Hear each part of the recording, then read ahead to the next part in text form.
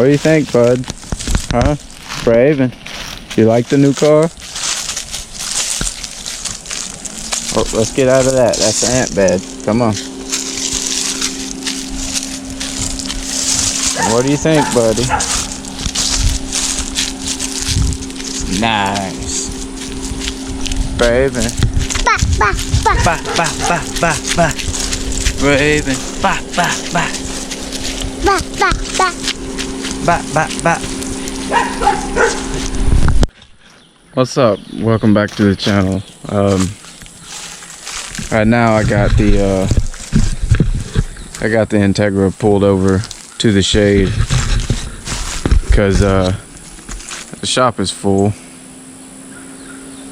There's not enough room to put this car in there with the other car because the roll cage for the other car and parts from that truck are everywhere. But anyway, so I had planned on doing a like filming the whole process of buying this car and doing, you know, a whole I bought a car video, right, for the Integra, but I filmed it, and you know, I filmed that whole process and it all magically disappeared. So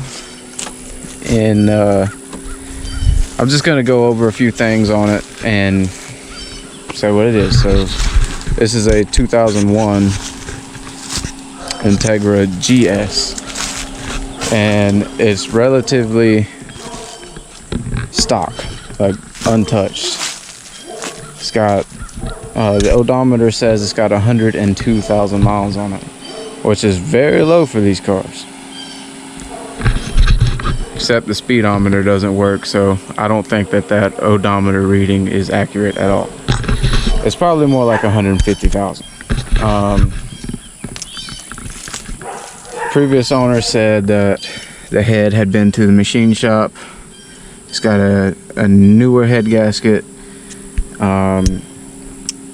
Said he burnt the valve, had the head resurfaced and rebuilt, so it's got a new head gasket, new timing belt, supposedly. There's a new distributor here.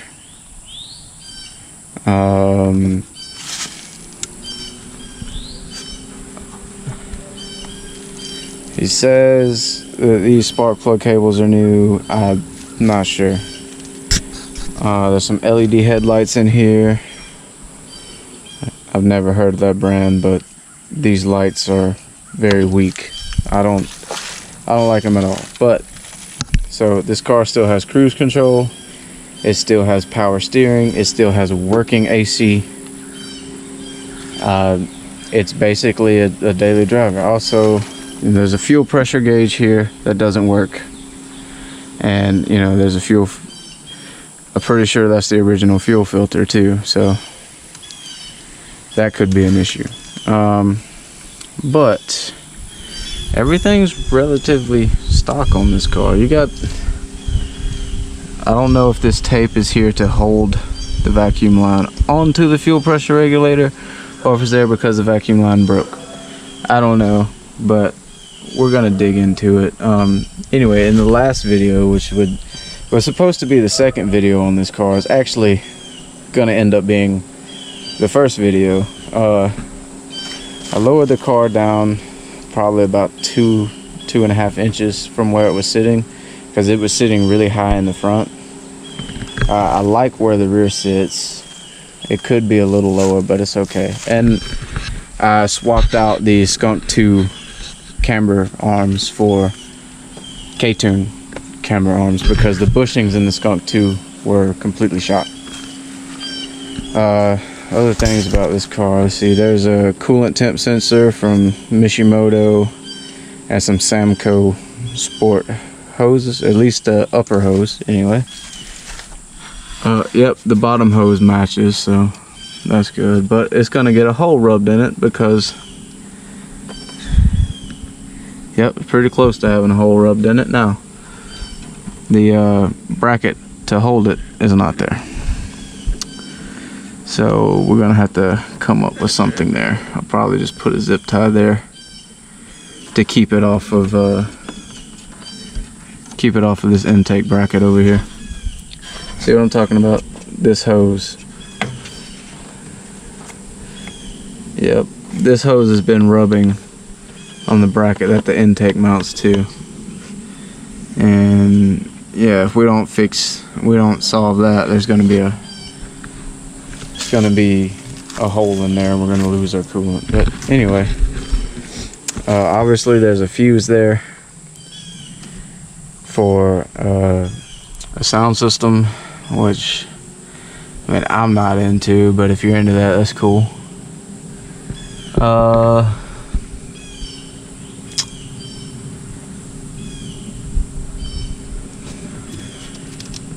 There's a lot of stuff on this car that I'm not used to because it's very factory. So there's a lot of work to be done though, because the car runs good once it's hot, but it will not hold idle while it's cold. And I have a feeling that this guy is to blame for that. That's your idle air control valve. They always like to not work on Hondas, but it could just be dirty and need to be cleaned. I think this is an aftermarket horn. Pretty sure that's what that is. I don't know why we have an aftermarket horn, but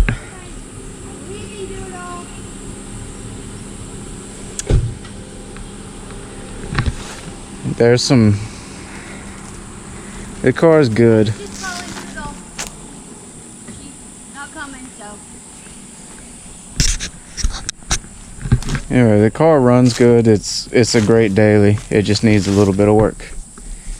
I'm pretty sure the clutch is slipping a little bit too. I'm not sure. It might even be the factory clutch. And it's understandable if it is. So you have your Naka coilovers, XXR 17 inch wheels, and there's new tires on it. Aftermarket headlights, which are very glazed over. We'll be addressing that momentarily. K-tuned upper control arms. There's some brand of lower control arms in there, but I'm not sure they're blue. There might be Megan Racing. There might be Yonaka. I'm not sure. On the interior, we got leather. It's the leather seats. This is weird because my last Integra I had a trunk release here. You push down for the gas and pulled for the trunk. This one, I don't know if there's a difference in it between 1997 and 2007, but this one does not have the hatch release. But anyway, I got Type R pedals, the Type R steering wheel, and the Type R shift knob. All of that stuff came out of a true Type R from Japan. The previous owner was stationed in Japan. He was in the military and was stationed in Japan and brought all that stuff home with him. Right now there's a lot of parts in the passenger seat. There's two head units down there which you can't see. I don't know if either one of them work, but the wiring under this dash is a mess. Speedometer doesn't work, like I said. You know, got a little carbon fiber bezel cover. It's falling down.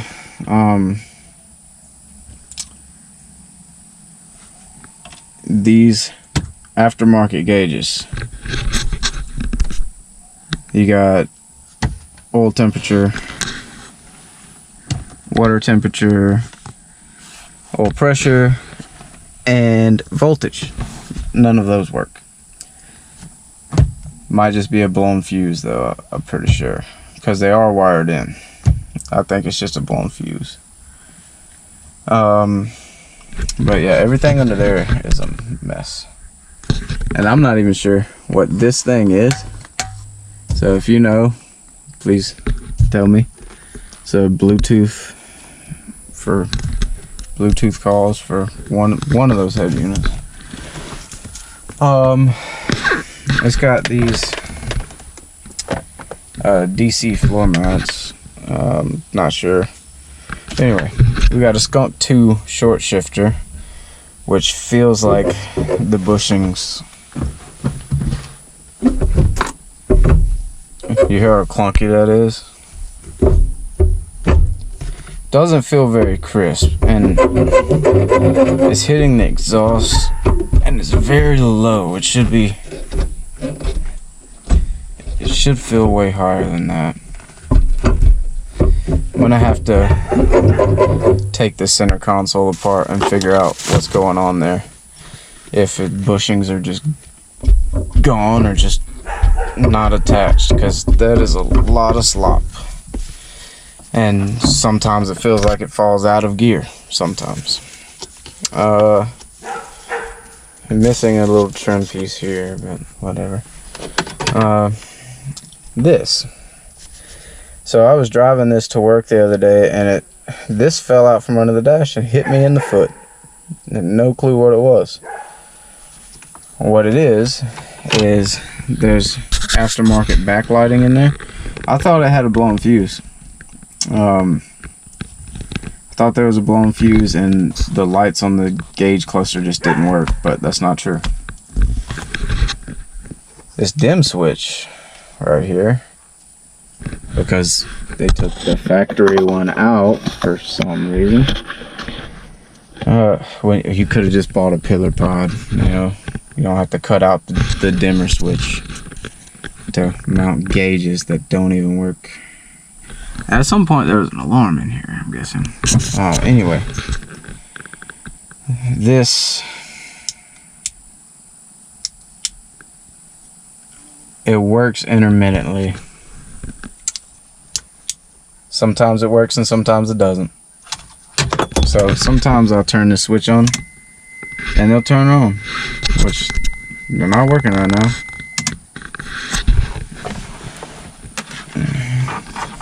But I was fooling with it. I got them to turn on, but now I can't get them to stay on. The switch is all broken, so.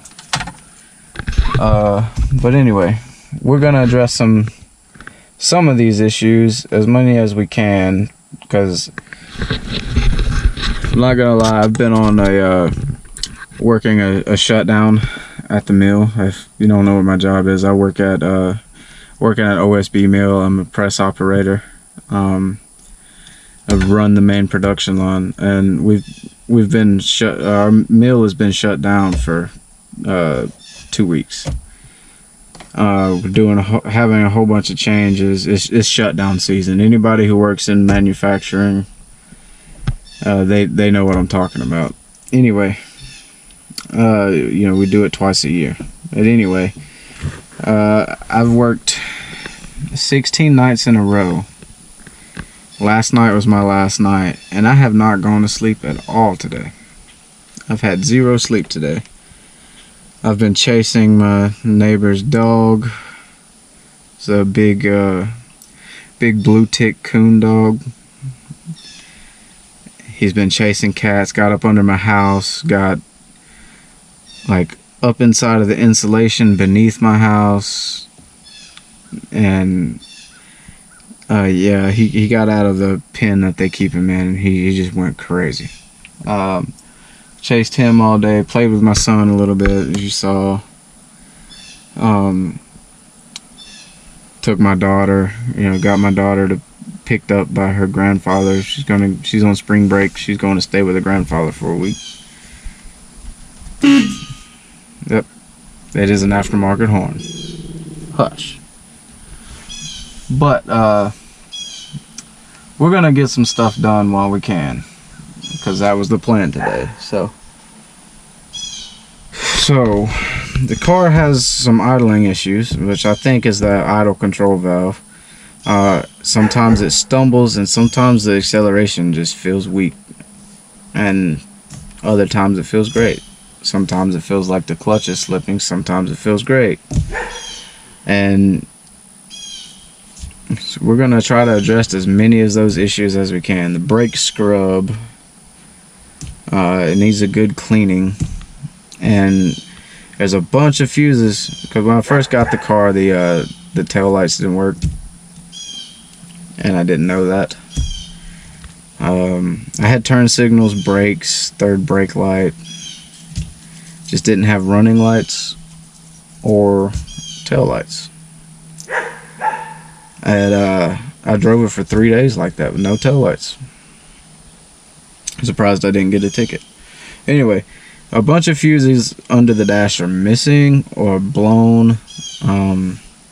So I got a big pack of multi-amp fuses. We're gonna replace what needs to be replaced and see what we can get to work and what we can't get to work. The windows let up slow. The tent's peeling off the passenger side.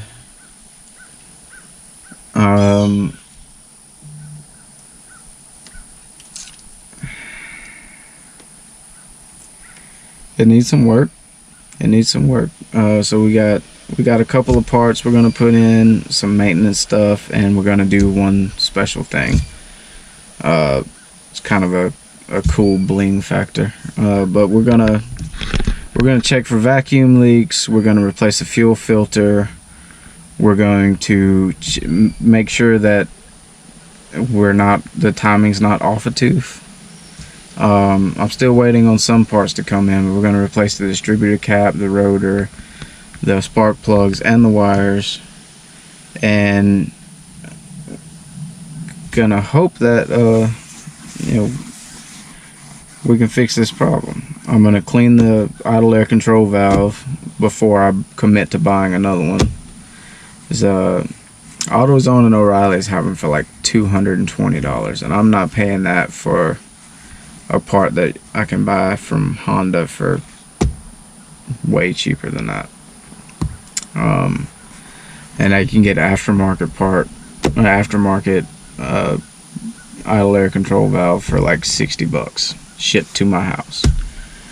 But I'm gonna try to clean it first, because you can clean. They have a screen in there that you can clean them. We're gonna check the oil. We're gonna check the transmission fluid. We're gonna replace the speed sensor, and we have a couple of other miscellaneous parts that are also cool parts. We might do those in a separate video though. But anyway, let's get started. So first things first is I'm gonna get to work and pull this valve cover off. Alright, so this valve cover is flaking off. I do like the stock like wrinkle black that came on the LS engines. The second generation of them. I like that, but we're going to be taking this off, cleaning it up, and doing something a little different. But when we get this off, we're going to check the timing, and we're just going to take a look, because I was told there's ARP head studs in there. I just want to take a look and see what the engine actually looks like on the inside. So we'll see if there's any cam wear or evidence of anything just not running as good as it should. But anyway, you just take out all these 10mm bolts, pop them off, and pull the spark plug wires, PCV valve, and disconnect your ground, and you're good. Okay, so valve cover's off. Looked inside of here. There's no cam wear that is anything abnormal.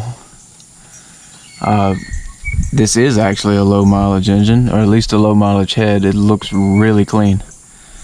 It's got good oil flow, and I don't know if you can see down in there, but yes, it does have ARP head studs.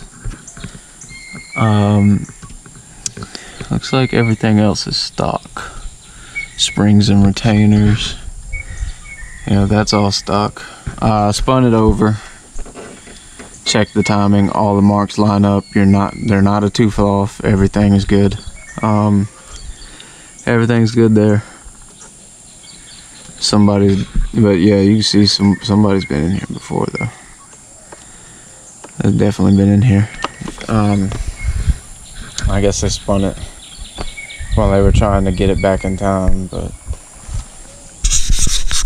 yeah, she's a clean, healthy engine.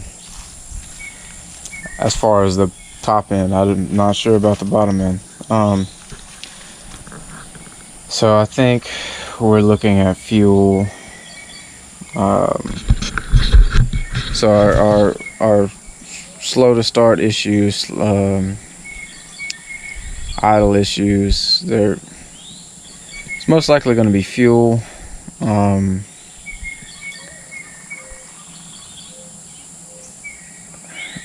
leaning towards fuel, idle air control valve, or maybe a problem with spark. The timing on the distributor could be off a little because somebody replaced that distributor. It's definitely a new distributor. But as far as timing on the mechanical timing on the engine, I'm going to call that good. And there's absolutely no slack on that belt, and the belt looks fairly new too. So yes, it does have a new belt. So we're gonna get this valve cover cleaned up. Then we're gonna do some fun stuff with it, and hopefully I can reuse this gasket because Parts House did not have one. So that's why I left that there with the Honda bond still holding it on there, because I'm gonna have to reuse it. Alright, so I brought the valve cover over inside the shop, laid out some shop towels, and to get this off, well, I need to get that seal out still, but to get this off, I'm going to be using aircraft remover. Now, whenever you spray this stuff, spray it in a well ventilated area, and do not let it touch your skin. Wear gloves. Don't get it on your skin at all. It will eat your skin off. But I'm gonna get a pick and get that seal out, and then I'm gonna spray it down and wait a couple minutes, and then I'll show you what it looks like after you do some waiting, because it's pretty crazy how this stuff works. Alright, I just want to show you guys real quick what this stuff does. So this is Aircraft Ultra paint remover. This is the aerosol version. You can get it in a gel that you paint on too, but so this has only been on here for about 5 minutes, and as you can see, all of this stuff is just ready to come off. I'm gonna let it soak for a little bit longer, and then I'm gonna start scraping it off, and then I might just get the water hose and blast it off with the water hose. But yeah,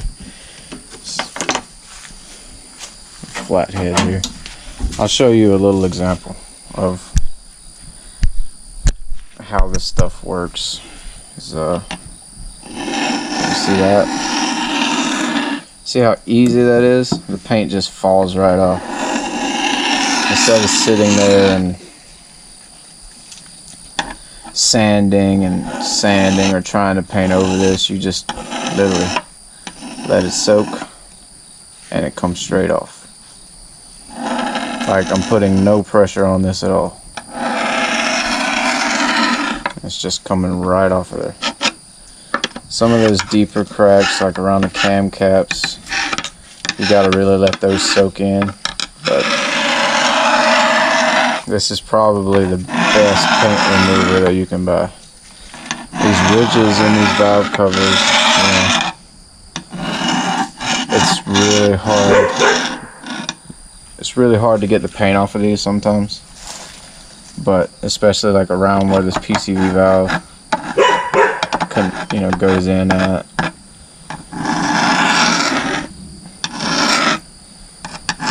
So if you want to strip, yeah, we're stripping over here. Now, if you want to strip, a valve cover, or really strip the paint off anything, aircraft remover is the fastest and easiest way to do it. All right, I'm gonna let this soak for a little bit longer, and then I'm gonna hit it with a water hose, and whatever's left on there, I'll probably spray it one more time because I still have a little bit in the can, and then I'll see what I can scrape off. All right, so yesterday we ran out of daylight while we were recoating the valve cover.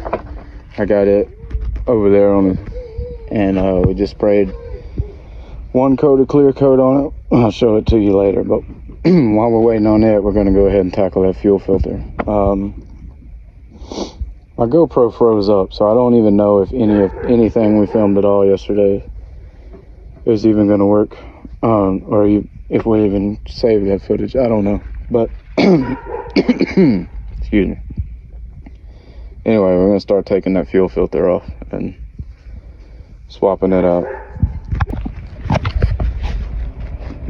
Look at it. Braving.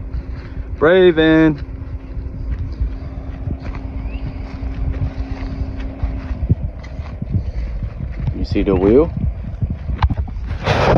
Alright, so we got the fuel filter off. And it's a K&N, so it is a newer fuel filter. I assume that this was the stock fuel filter, like the factory one, the original. So I don't know, but the previous owner said he ran seafoam through here, which, does clean up your valves, but everything that breaks off the valves can sometimes end up in your fuel system. And he said he ran fuel system cleaner, so I don't know. That filter could be clogged still, even though it is a newer one. But we're gonna change it out. Let's see, we got another K&N filter. Honestly, they're not that much better than stock. They're just a factory replacement filter. They're not too much better than the stock original filters on these cars, but we're gonna run this one anyway, just because I think it wouldn't hurt to do so. But pretty simple to get off. 10mm here, 10mm bolt there, and a 10mm bolt holding this to the bracket. Undo your top line, which mine is not a factory top line. Your top banjo bolt, mine has a fitting, 90-degree fitting in it, which needs to be cleaned up. Mine has a 90-degree fitting for an aftermarket gauge, which does not work. And then your bottom, but that top banjo bolt is like a 17 or 18mm. The bottom is a 14, and you want to use a filter line wrench instead of a normal wrench. Let me see, show you. Okay, a filter line wrench like these, designed for your fuel line to pass through, slide over, and turn without stripping out the fitting. If you use a normal wrench on them, sometimes, a lot of times, if you can see them like this one, they will slip and you'll round them out. Alright, so we got the filter back on the feed line, the bottom. It is connected, so all we have to do now is reattach the mounts for the bracket and then put the top line back on. And whenever you put the top line on with your new filter, make sure you put these crush washers back on it. You have one below the fitting. You have two crush washers. one below the fuel line, right here. You have one on the bottom and one on the top. Make sure you put those back on there or your line will leak. Alright, so fuel filter, fuel lines reinstalled. Waiting on the valve cover to dry. When the valve cover dries, we will reinstall it, turn the key, and see if we have any leaks, and then we'll call it good. But in the meantime, I'm going to go ahead and change my spark plugs, and going to see if I can get access to the speed sensor down here, unplug it, and install a new one, and hopefully our speedometer will actually work, and by extension so will our tachometer. Well, or not our tach, our odometer will work as well. I mean, it's working, but it's iffy. But we'll get an accurate reading on the odometer. Well, we'll start getting accurate count on the odometer, and we'll get we'll actually have a speed reference that doesn't go from 0 to 140 and back down to 30, whatever, like it does now. We'll actually have a working speedometer. All right, so the valve cover is done. It's reinstalled, and it didn't turn out exactly how I wanted it to, or how I planned to from the start. But I am pretty happy with it because I kind of scrapped my original idea and then swapped it around. But anyway, here we go. I'm gonna show it to you now. Let me know what you guys think. Alright, so yes, I know that's a fake Mugen oil cap, but it looks cool. I got a VMS spark plug wire, cover, because they seem to be the only people that make one for this, unless you're going coil on plug. Everything else is for the VTEC engines, but it just looks better without the big hole there, in my opinion. But anyway, here's my valve cover.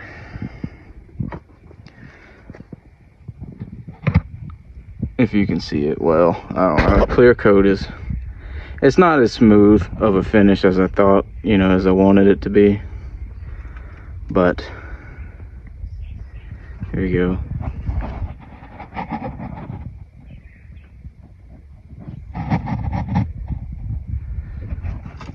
There was a skull there, but I don't know. I think it looks cool. It kind of has like a marble look to it. But now I'm gonna put the PCV valve back in, tie up those hoses so they're not rubbing up against that bracket. Then we're gonna take the idle air control valve off, try to clean the screen out on the back side of it, and yeah, we got a lot of stuff to do. We're gonna try to put the speed sensor in, new speed sensor in, get it plugged in, and then we'll jack the car up, work on the brakes, and maybe work on some side skirts. If we don't finish it all today, we'll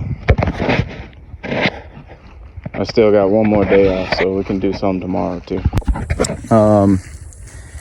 So far we have taken the valve cover off and checked the timing, painted the valve cover, cleaned the throttle body, changed the fuel filter, changed the spark plugs, and we removed the intake because something else is going there. And no, it's not stock. I don't mind. The stock intake actually works pretty good on B series cars, but and that was one of the selling points, because this car actually had a factory intake on it. But what's next? We also I need to do a sand job on the headlights, because I cannot see out of them at night. So we need to take the bumper off, and that needs to be done today. So that's something I need to do today. It won't take long, but if I need to do other stuff tomorrow, I can do other stuff tomorrow. I was just trying to get it done in 2 days instead of taking all 3 to do it, because I gotta I need to do other stuff at my house. I have been spending time with my kids, but my daughter's not here. She's at her grandma's, and my son he's inside. He's inside with his mom, so he's taking a nap. So he's not here. One other thing, this car doesn't have washer fluid, and I don't see any hoses for it.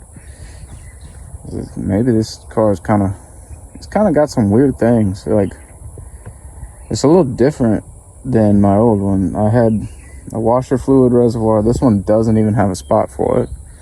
If it does, it's just not there. I guess it would have been over here. I just don't see it. I don't see the hoses for it to have washer fluid either, because the sprayers are normally in your hood. This one doesn't have it, so it's weird. The trunk release doesn't have one on the inside of the car. Maybe that only comes in the LS models instead of the GS models. Maybe that's the difference. Something I just didn't know before.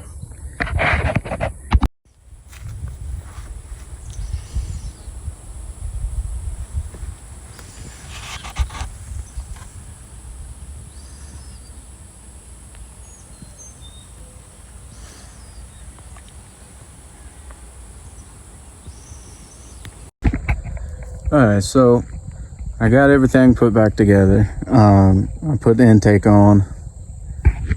Tried to change the speed sensor, but the pigtails broke, not the actual speed sensor. So, plus the one I bought is not the correct one. It won't line up with the bolt hole, even though it says it's for a 2001 LS with a manual transmission.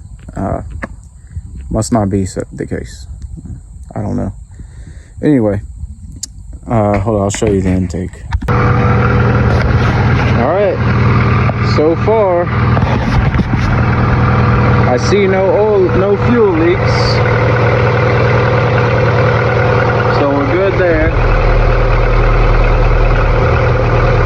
Yep, no fuel leaks. And the idle is 100% better, so that was definitely our problem. It idles perfect. Now we'll look for valve cover leaks.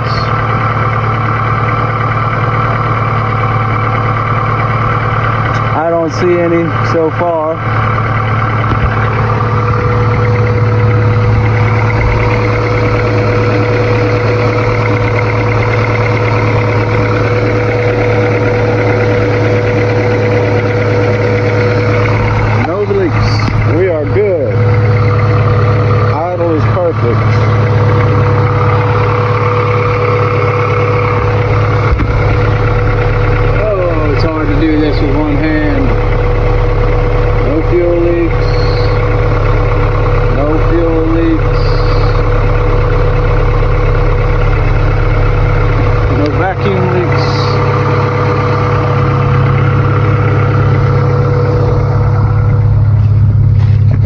Has not been started all day today. Normally at cold idle it sits at like up and down at like 200 instead of idling like it should, but look at that, 15, well,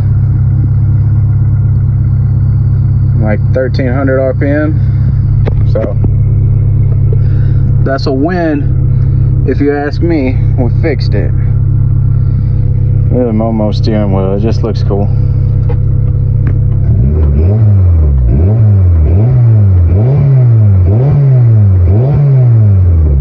Throttle response seems great, and that induction noise is really cool.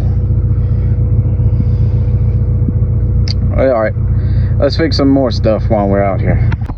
Alright, so the next thing we're going to take care of is these. I don't know if these are Chinese or what brand they are, but the fans in them make a lot of noise, and they don't put off a whole lot of light. Yeah, the headlights need to be cleaned up. We're gonna do that too, but right now get these out and I'm gonna put in a regular here, I'll show you. I have some Sylvania XE Gold for the high beams and the low beams. I'm gonna put those in, and you know, they should produce a lot better light. LEDs are normally way brighter, but these just aren't gonna cut it. Alright, so I used the mother's headlight restoration kit, and they're still not the best, but they'll work for now. These lights are actually broken, but I need to order a new set eventually. But right now,